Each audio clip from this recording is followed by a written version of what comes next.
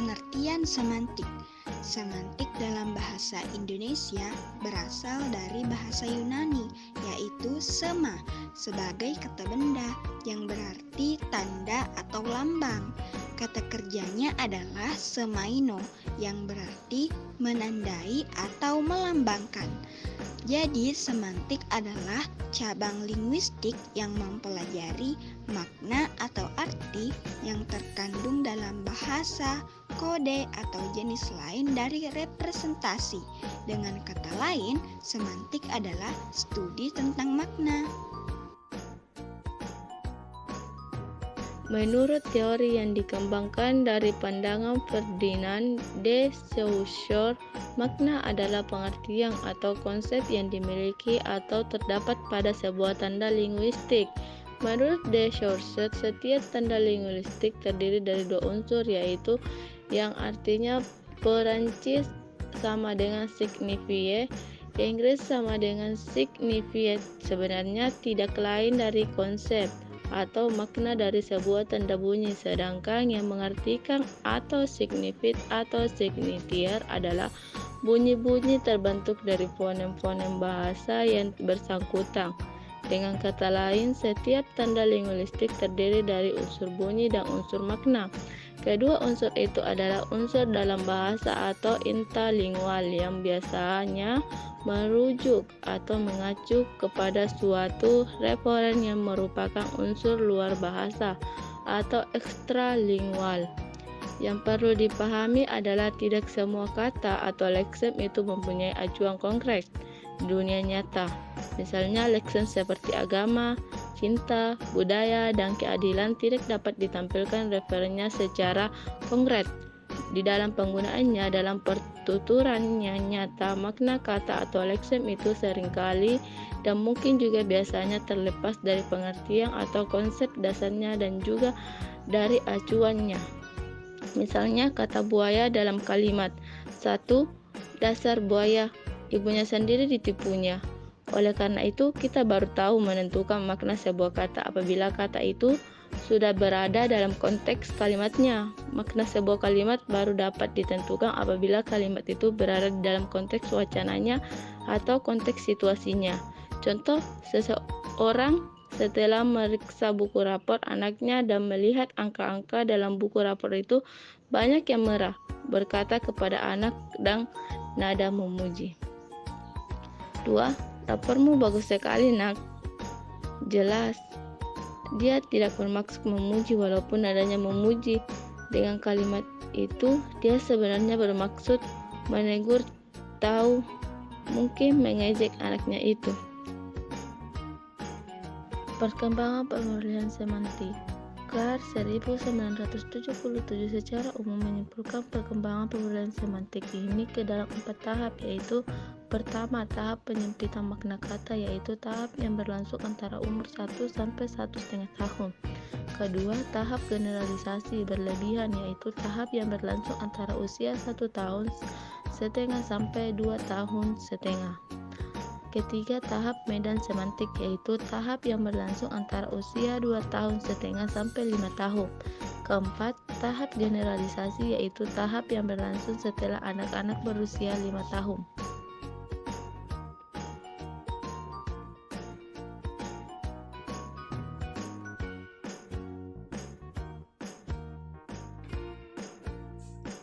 Jenis semantik. Yang pertama yaitu semantik behavioris. Para penganut aliran behavioris memiliki sikap umum.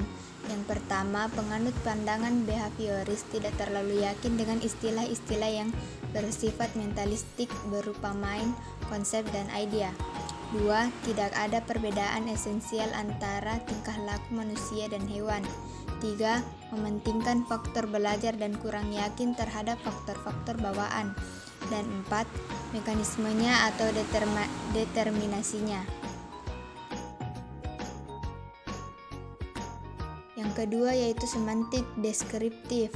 Semantik deskriptif adalah kajian semantik yang khusus memperlihatkan makna yang sekarang berlaku.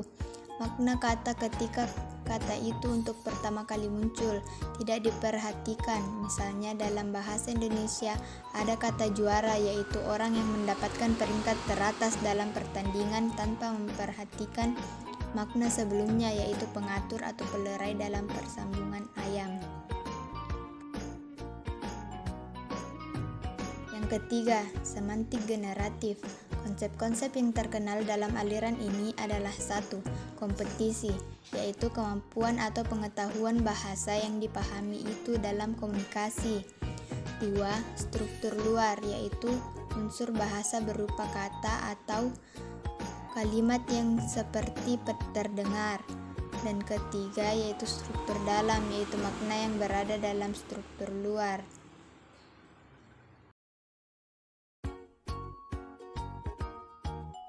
Yang keempat, yaitu semantik gramatikal. Semantik gramatikal adalah studi semantik yang khususnya mengkaji makna yang terdapat dalam satuan kalimat. Verhaar mengatakan semantik gramatikal jauh lebih sulit dianalisis. Untuk menganalisis kalimat masih duduk, kakak sudah tidur tidak hanya ditafsirkan dari kata-kata yang menyusunnya. Orang harus menafsirkan keseluruhan isi kalimat itu serta sesuatu yang ada di balik kalimat itu. Sebuah kata akan bergeser maknanya bila diletakkan atau digabungkan dengan kata lain. Yang kelima, semantik leksikal. Semantik leksikal adalah kajian semantik yang lebih memuaskan pada pembahasan sistem makna yang terdapat dalam kata. Semantik leksikal tidak terlalu sulit. Sebuah kamus merupakan contoh yang sangat tepat untuk semantik leksikal. Makna setiap kata diuraikan di situ. Jadi, semantik leksikal memperhatikan makna yang terdapat di dalam kalimat kata sebagai satuan mandiri.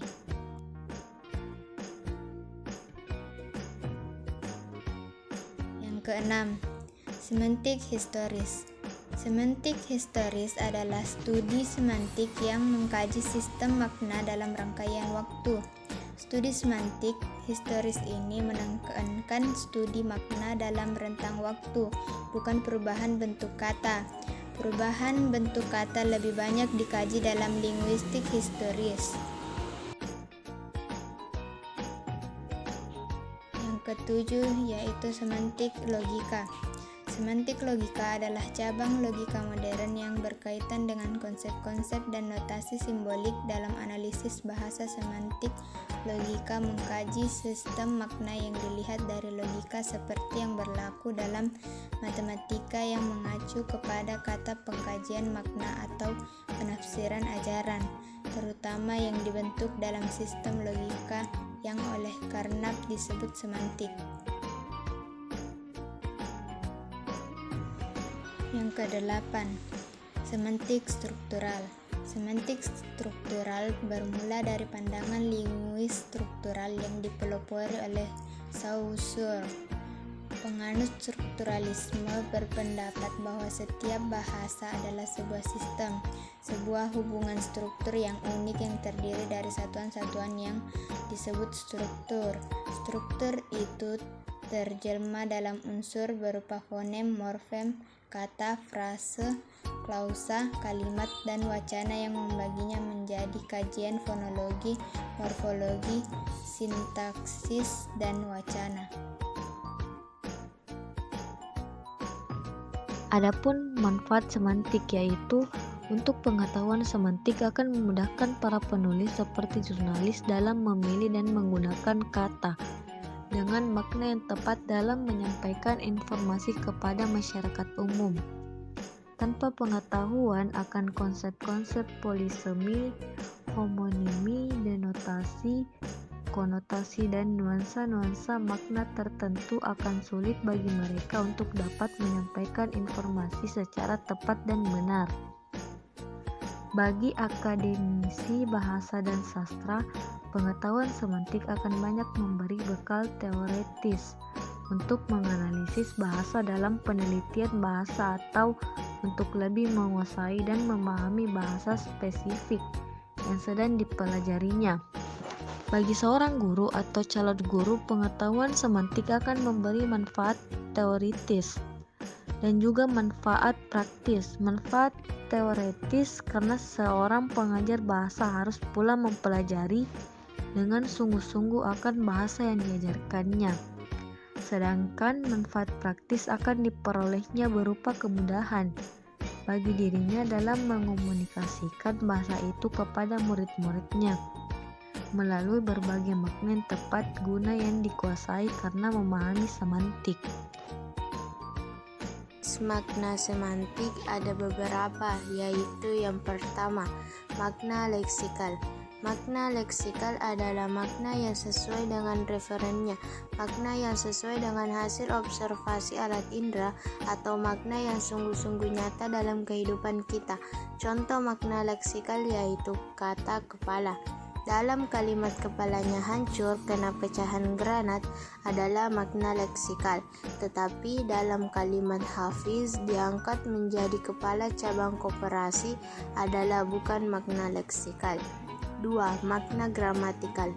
Makna gramatikal adalah makna baru yang muncul ketika kata-kata tersebut menjadi sebuah kalimat atau makna yang terjadi setelah proses gramatikal atau afiksasi, reduplikasi, kompositumisasi. Contoh makna gramatikal yaitu kata kuda bermakna leksikal binatang, sedangkan makna gramatikalnya bisa menjadi alat transportasi atau sejenis. Contoh, saya berangkat ke pasar dengan kuda. 3. Makna kontekstual. Makna kontekstual adalah makna sebuah laksem atau kata yang berada di dalam suatu konteks. Misalnya, makna konteks kata kepala pada kalimat-kalimat tersebut yaitu rambut di kepala nenek belum ada yang putih. Sebagai kepala sekolah, dia harus menegur murid itu. 4. Makna referensial.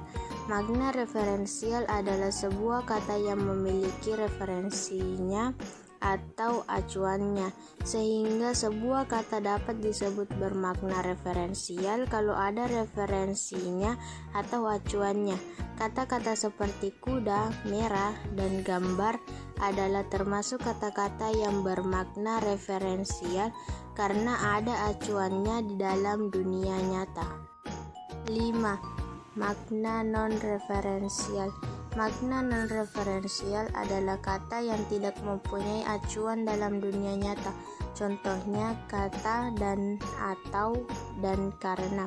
Kata-kata tersebut tidak mempunyai acuan dalam dunia nyata. 6. Makna denotatif adalah makna asli, makna asal atau makna sebenarnya yang dimiliki oleh sebuah kata. Contohnya, kata kurus bermakna denotatif yang mana artinya keadaan tubuh seseorang yang lebih kecil dari ukuran normal. Kata bunga bermakna denotatif yaitu bunga yang seperti kita lihat di taman. 7. Makna konotatif. Makna konotatif adalah sebuah bentuk dari mana asosiatif yang dimana makna tersebut yang akan timbul berasal dari sebuah sikap yang dimana sikap sosial, sikap pribadi, dan juga sebuah bentuk dari kriteria tambahan yang akan dilakukan pengenangan ke dalam sebuah bentuk dari makna konseptual. 8. Makna konseptual. Makna konseptual adalah makna yang dimiliki oleh sebuah leksem terlepas dari konteks atau asosiasi apapun. Kata kuda memiliki makna konseptual, sejenis binatang berkaki 4 yang bisa dikendarai. Dan kata rumah memiliki makna konseptual, bangunan tempat tinggal manusia. Dan makna asosiatif. Makna asosiatif adalah makna kata yang muncul karena ada hubungan kata tersebut dengan hal yang lain di luar bahasa. Contohnya, kata merah berasosiasi berani, hitam berasosiasi buruk, dan lainnya. 10. Makna kata adalah makna yang bersifat umum, kasar, dan tidak jelas. Kata tangan dan lengan sebagai kata maknanya lazim dianggap sama seperti contoh berikut. A. Tangannya luka kena pecahan kaca. B. Lengannya luka kena pecahan kaca. 11. Makna istilah. Makna istilah adalah makna yang pasti, jelas, tidak meragukan, meskipun tanpa konteks kalimat, dan perlu diingat bahwa makna istilah hanya dipakai pada bidang keilmuan atau kegiatan tertentu saja. 12. Makna idiom. Makna idiom adalah makna yang tidak dapat diramalkan dari makna unsur-unsurnya, baik secara leksikal maupun gramatikal. Contoh, secara gramatikal bentuk menjual rumah bermakna yang menjual menerima uang dan yang membeli menerima rumahnya. Tetapi dalam bahasa Indonesia, bentuk menjual gigi tidak memiliki makna seperti itu, melainkan bermakna tertawa keras-keras. 13. Makna peribahasa. Peribahasa memiliki makna yang masih dapat ditelusuri atau dilacak dari makna unsur-unsurnya. Umpamanya, peribahasa seperti anjing dan kucing yang bermakna ihwal dua orang yang tidak pernah akur. Makna ini memiliki asosiasi bahwa binatang yang namanya anjing dan kucing jika bersuara memang selalu berkelahi, tidak pernah damai.